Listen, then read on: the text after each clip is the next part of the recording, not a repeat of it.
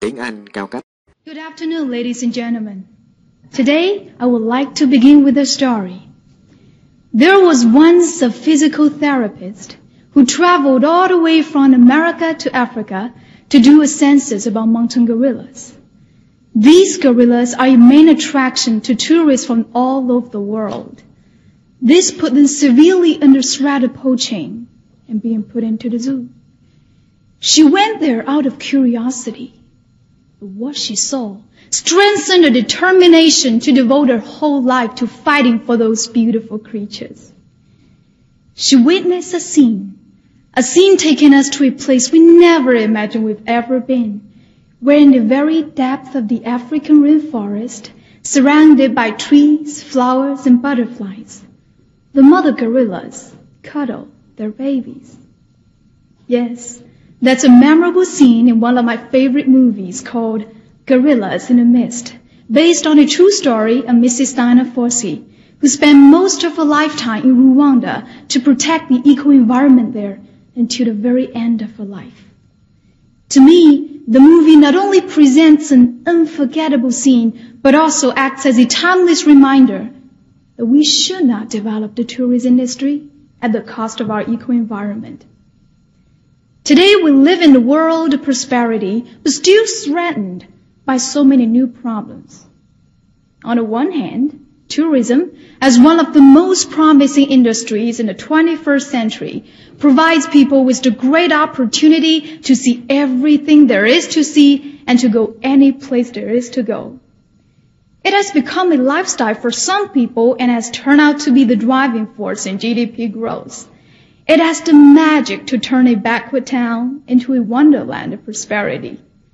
But on the other hand, many problems can occur. Natural scenes aren't natural anymore. Deforestation to heat lodges are devastating Nepal. Oil spills from tourist boats are polluting Antarctica. Tribal people are forsaking their native music and dress to listen to U2 on Walkman and wear Nike and Reeboks. All these appalling facts have brought us to the realization that we can no longer stand by and do nothing, because the very thought of it has been eroding our resources.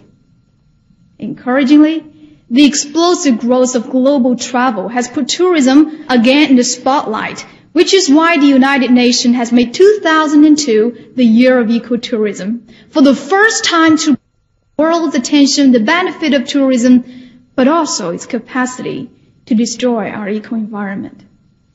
Now, every year, many local eco-environmental protection organizations are receiving donations, big notes, small notes, or even coins, from housewives, plumbers, ambulance drivers, salesmen, teachers, children, and invalids. Some of them cannot afford to send the money, but they do. These are the ones who drive the cab, who nurse in the hospital, who are suffering from the ecological damage in their neighborhood. Why? Because they care. Because they still want their mother nature back. Because they know it still belongs to them. This kind of feeling that I have, ladies and gentlemen, is when it feels like it, smells like it, looks like it. It's all coming from a scene to be remembered. A scene to recall and to cherish. The other night, as I saw the moon linger over the land before it was sent into the invisible, my mind was filled with songs. I found myself humming softly, not to the music, but to something else, someplace else. A place remembered, a place untouched, a field of grass where no one seemed to have been except a deer. And all those unforgettable scenes strengthen the feeling that it's time for us to do something for our own and our coming generation.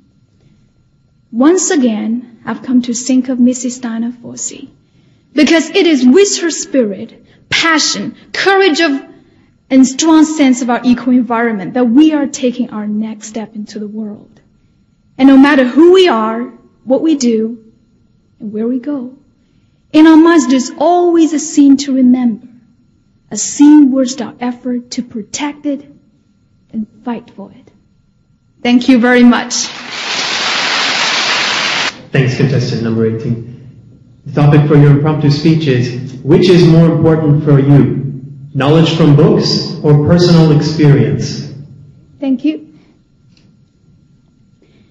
I remember on my very first day at my beloved university, one of my professors said to me, "From now on, you'll be on a journey between who you think you are and who you can be. The key is to allow yourself to continue the journey in the ocean of the books." And I do learn a lot from books. I know the geometry of Euclid, logic of Aristotle, fable of Aesop known to children around the world. Well, no offense to all those great authors of the books. But during my 3 years at my university, I do realize that personal experience through practice means more to me. As we are in this global information age where both economic growth and individual opportunity are based on ideas, a commitment to providing all human beings the golden opportunity to develop themselves is so vital, not only to the people here, but all around. As we are in this transformational age where communications and commerce are global, investment are mobile, technology is almost magical, and the ambition for a better life is now universal. And I think this is why we are here today. We want to earn our personal experience through practicing our oral English, sharing our opinions of tourism and ecology with all the judges and audience here. And I think we are so lucky to be alive at this moment of the history. Never before have our nation enjoyed so much prosperity and so much social progress with so little internal crisis. And never before have our young people have so much great opportunity to practice ourselves, and therefore have a profound obligation to build a more perfect nation of our ancestors' dream. And I think our government will provide us young people with the tools and conditions to build a future of our dreams. Even if we know some rules, some regulations or experience from our books, we still simply cannot grab it onto today's busier, more impersonal and complicated world. Instead, our challenge is to arrive at a consensus of values and common vision of what we can do today, individually and collectively, to build a strong family, strong community, and above all, make the world a better place for us to live. Thank you very much. Contestant number 18. In your speech, you talk about ecotourism. Could you explain to us the difference between ordinary tourists and an e-tourist or eco-tourist? Thank you for your question. And I think the key issue is the differences between our awareness. For example, if you want to go to a place to have a trip, enjoy your trip, and I think before you get on board, get on the bus, you can have the awareness that I'm not a polluter, but an environment keeper.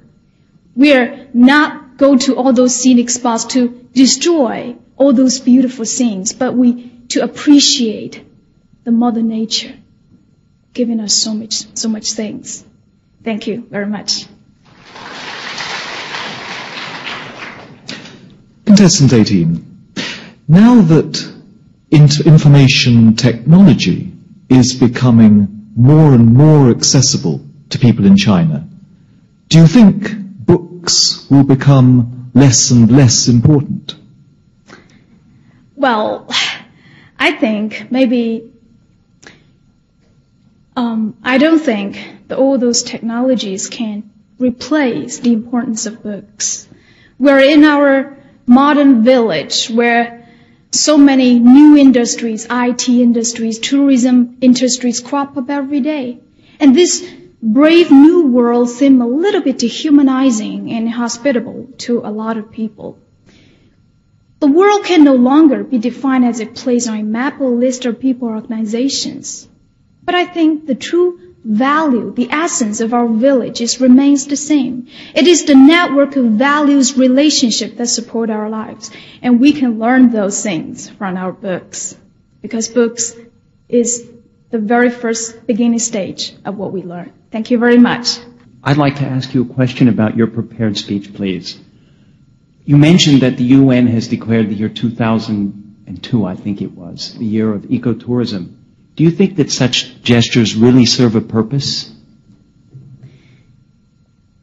And I think one of my teachers said to me when I prepare my prepared speech, and he tell me that if we pay more attention to something like environmental protection or ecotourism, it is better for us to bear it in mind. We should learn something in our hearts. We should have something about the awareness about how to pay more respect to our environment. Not to talk about something orally, but to bear something in our hearts. Follow our hearts. Our environment can be better. Thank you very much.